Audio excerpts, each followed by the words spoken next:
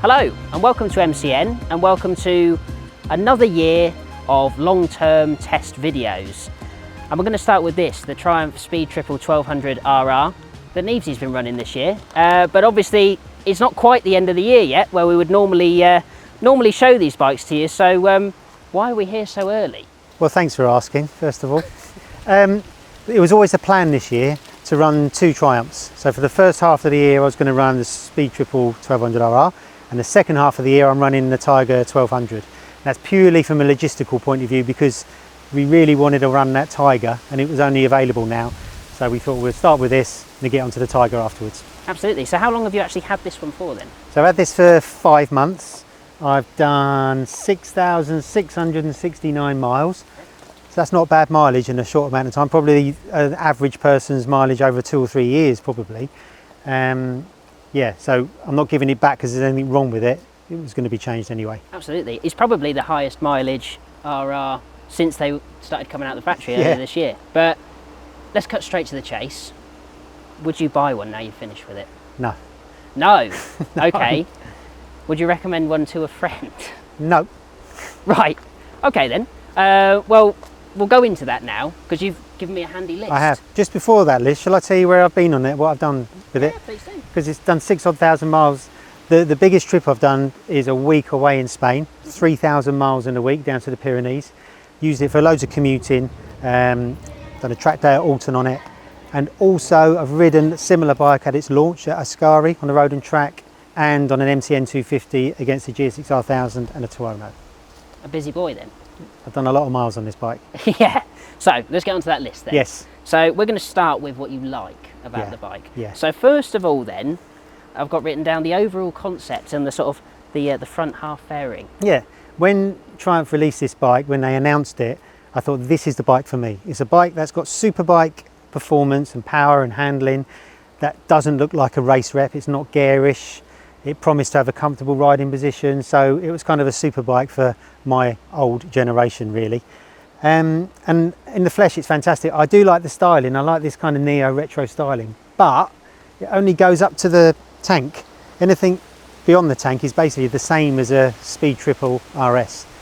And actually, while I know we haven't got to the negatives yet, but I've been standing behind this bike today for a while for pictures, and I've noticed that this the two-tone tank, the line is higher on the left than the right, which I've never noticed before, which isn't so good. Yeah, you pointed that out earlier. I think if it was mine, that would drive me mental. Yes. And we'll stick with the front end then, because the next thing you've written down is these are the good points, aren't they? These are, yes. But we'll stick with the front, and we're going to talk about the switches and things like that then. Well, the switches are very briefly. The switches are really nice and easy to use, but the best thing about them, they're all backlit, so you can see them at night. Not just the surrounds of the switches, but the actual logos as well. So that's really nice. That is a nice touch actually. Something you don't often get on sports bikes, and I can see that dash is lit up as well, which just so happens to be the next thing on the list. So talk me through that. I really like the dash. It's just really nicely designed. It's got a ton of features on it. It's just really crisp and easy to. It's just a lovely thing. I love it. I see. And what about the suspension? Suspension. I like the suspension. Semi-active Öhlins. You can change the suspension on the move through the riding modes, or you can fine-tune the suspension. So you've got a bike that's got really plush ride quality when you're just pottering around, or if you want it to stiffen up for the track or fast riding, it would do that. I know semi-active isn't new, but it works particularly well on this bike and moves it on from the Speed Triple RS naked, where the suspension isn't semi-active and it's rock hard. I don't know what Triumph are thinking with that, but it's different on this, so it's much better. I see. And what about the gadgets and things like that? I like the fact it's very well built. The build quality is amazing. You know, you can see it's an 18 grand bike, and when you look around it, you say, okay, it definitely is an 18 grand bike. And it's got lots of lovely little trinkets. You know, everything from the carbon fibre infill panels, the little infill panels around the electronic suspension leads is nice and neat. You've got Brembos, you've got Öhlins. You know, if I'd paid a lot of money for this, I'd be very satisfied that it's given me value. Yeah, absolutely. I mean, for me as well. The paint, especially, just so that colour, and it's lovely, deep, and it's glossy. It's and really, I know really nice.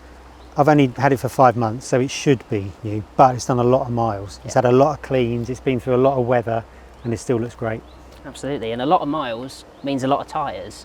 A lot of tyres. So what's that on our list? What number is there? That is number 5. Number 5 of all the tyres I've used. So I'm on my 3rd set of tyres.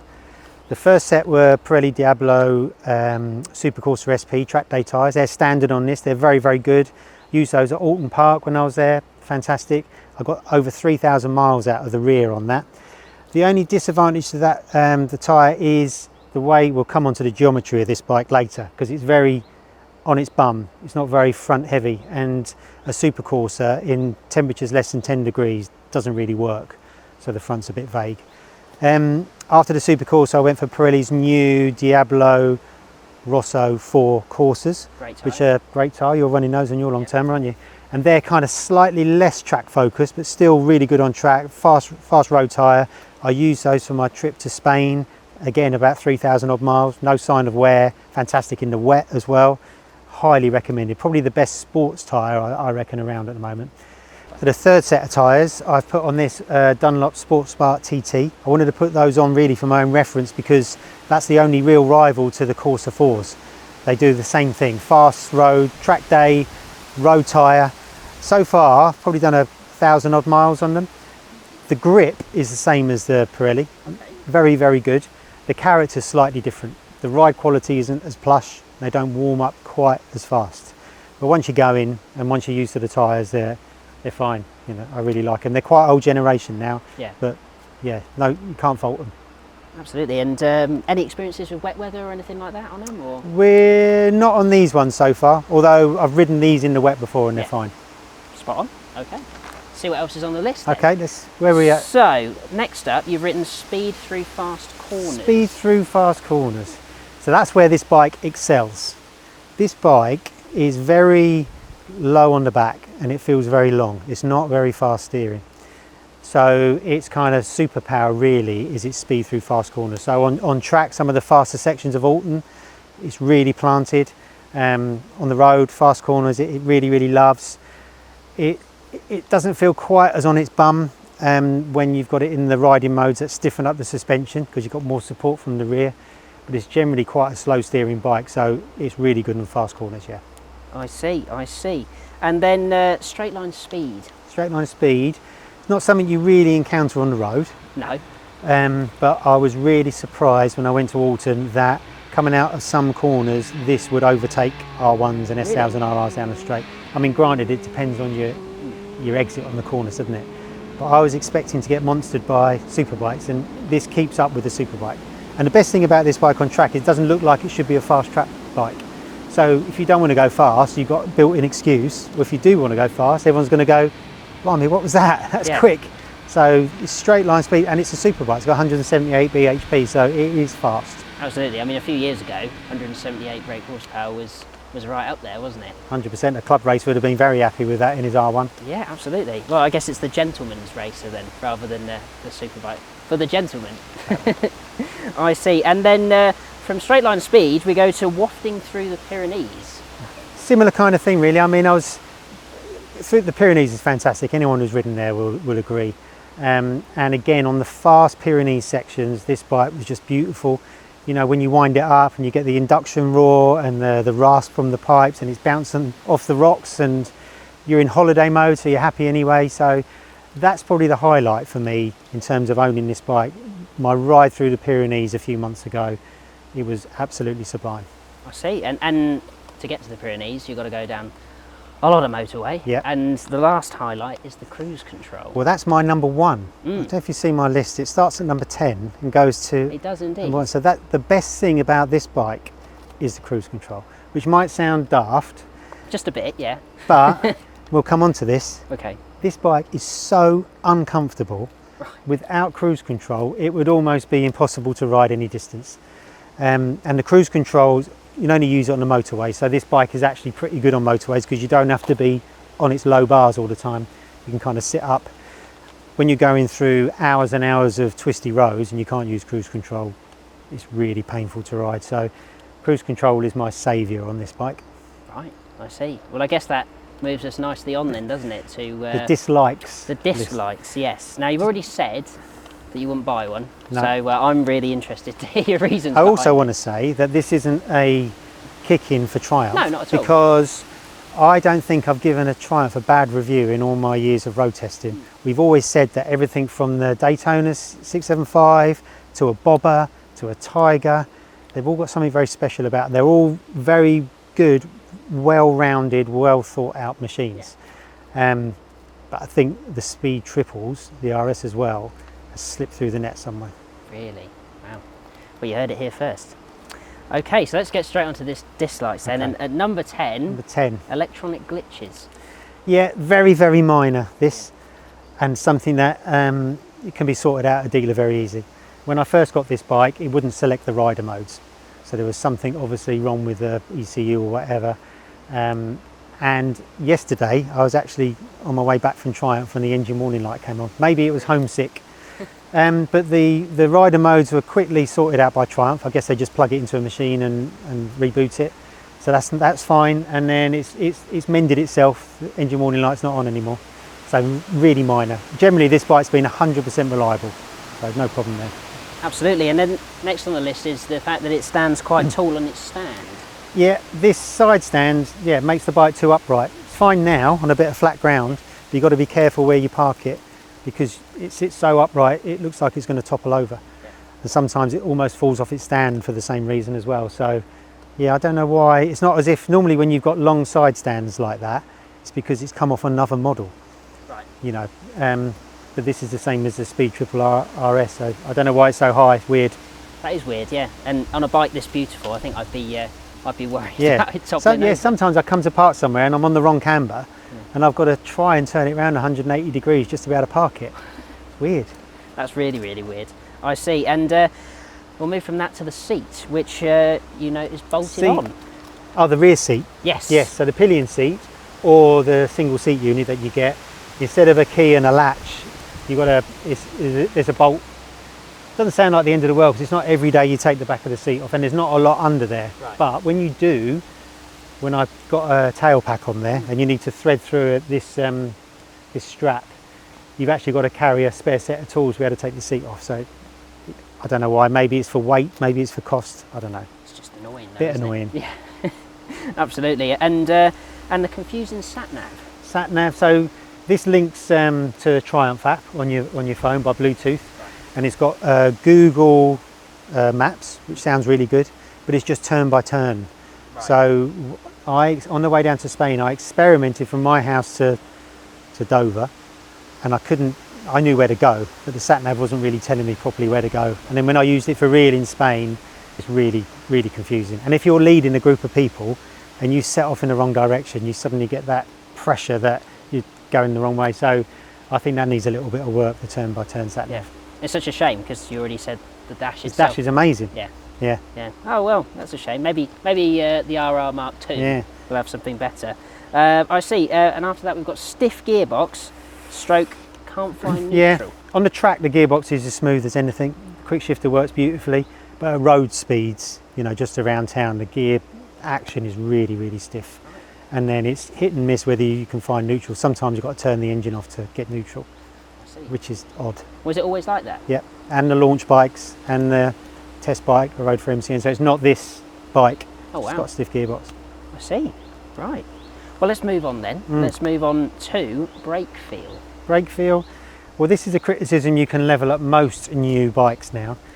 Ever since the invention of sort of the latest generation ABS, those systems have taken all the feel out of the brakes. So when you've got this amazing hardware with the Brembo stylomers, but you've got no connection between the brake lever and the caliper. It goes through an ABS pump. And it's fine around town, power-wise, but the feel, you know, you don't get that that you do. And it's really highlighted to me because I've got a really beautiful race bike, BMW, that's got amazing brakes on it. And that's how brakes should be. And to be honest, most road bikes you get on, the brakes are awful. And it's a shame really because you've got these amazing Brembos. Probably Ducatis, they've probably got the best brake feel, Panigales, they feel like normal brakes. And on track, it's easy for the brakes to fade and you just lose, you know, the ABS comes in too soon and you can't turn that off.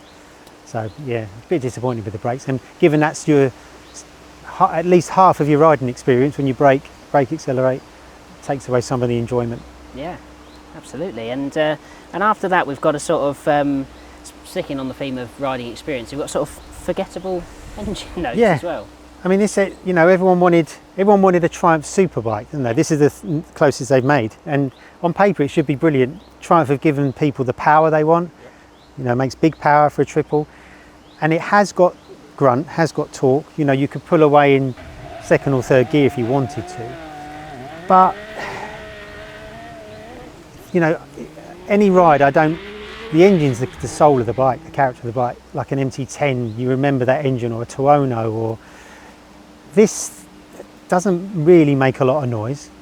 It doesn't really have a lot of vibration, and it doesn't absolutely, you know, knock your hat off when you accelerate if you thrash it through the gears, it's fast, but if you're being lazy with the revs and just open it, it just goes. And I think it needs to have a lot more character, and you know, for that reason, it makes this whole bike quite forgettable to ride, unfortunately. It needs more character from the engine. Because all the good stuff you're using 1% of the time. What you're left with 99% of the time is an engine that is just quite bland. Yeah, absolutely. I mean, did you say 178 horsepower? Yeah, I mean, that might be a lot less than current superbikes, but that's still a damn sight more than you could ever use on the road these days. Well, you look at your bike, you've got a KTM Super Duke. That's correct, yeah. Even at 4,000 revs, that thing's wah, isn't it? And now I know it's a twin, but it's got character. Yeah. And it's lacking on this. Such a shame. Yeah. Such a shame. And you've already touched on the next point a little bit, but you've got lazy steering down. So anything else that you wanted to add to that at all? Yeah, because of the engine's kind of flat character, and the fact that the bike doesn't ever feel crisp, it just feels quite lazy. That kind of just makes the bike, for me, feel quite dull to ride. You know, it's just not ready to pounce all the time. It doesn't steer fast. You've got to, when it's cold, when the tarmac's cold and the front tyre hasn't got a lot of grip, there's not a lot of confidence on the front end. And in actual fact, after I had these tyres fitted, because they don't warm up quite as fast as the Pirellis, and when you pull away from somewhere, you've got that for the first couple of corners, it's a little bit, the other day I was riding this and I was convinced the tyres were flat because the bike's so slow steering. And like I say, it's got advantages, fast corners, and I think there's a video on YouTube with this thing going round Nürburgring in 7 minutes something, and the Nürburgring would suit this bike, you know, flat out, fast corners. But it's just so slow steering. It's just, I don't like it. It's just boring. Oh, right, I see. Okay, and after that you've written the seat as well. So that seat. Yeah, that seat, sorry. That seat is beautifully stitched. It looks lovely. And if you were to go to your dealer now and go out for a 40-minute test ride, you might say to me, what the hell are you talking about? But after about an hour on the motorway, you start to get sore. After the second tank of fuel, really sore. And then after 3 or 4 hours on this bike, you're permanently shuffling around trying to get comfy on the seat. It's not a comfortable seat. Oh, right, okay. Yeah. So we're doing well, aren't we? Yeah, not that thrilling on track and not that good over distance. No. Okay, right. Moving on then to the bars, and I'm pretty sure I can guess where you're going with that as well. I don't understand why these clip-ons are so low and such a stretch. Right. Because there's so much weight on your wrists that, again, if you had a short ride on this, it's fine. If you go around a track on this, it's fine. But for any distance where you can't use the cruise control, the bars are way too low. And it's just every bit as uncompromising as a sports bike, which this thing is supposed to draw people away from. The legroom's pretty good. I'm quite impressed with the legroom. When we rode it against the GSX-R, the first thing you notice is it's got more legroom. But to be honest, the bar position is pretty similar. And it reminds me of this is probably one of the most uncomfortable bikes I've ever ridden distance on. And it reminds me of the BMW R9T Racer, which is even more stretched out and low. And that was so stretched out and low, you couldn't even put your elbow on the tank to support you. And this is getting close to that. So I think Triumph have missed a massive trick trying to make some of the bike too sporty, the other bits of the bike more gentle. It's just really confused. I don't understand what it's for. Yeah. So what do you reckon then? They should have gone the whole hog and made a proper superbike, or? Well, that would never have sold, would it? I know a lot of people say try and make a super, but they're not stupid. They know that a Daytona superbike wouldn't sell. They should have put sports touring bars on this. Sports touring bars, a little bit more grunt from the engine, done a bit of styling at the back. Yeah. And it would be really good. I would really like it. Yeah. But as it is there, it's really disappointing. Right, I see. Well, look, let's try and claw back a little bit of positive. Okay. So tell me about the fuel range. Fuel range, the light comes on average about 120 miles. Right, okay. How big's the tank? Good question. Oh, sorry. I don't know, but it doesn't matter, does it? Because 120 miles it does. Right, okay. You can stretch it out to about 165 because it's got really accurate miles to go. Yeah. And it does about 47 miles to the gallon. That's not bad then. No, exactly. For a big old engine like that. And the dash is really good at telling you miles to go.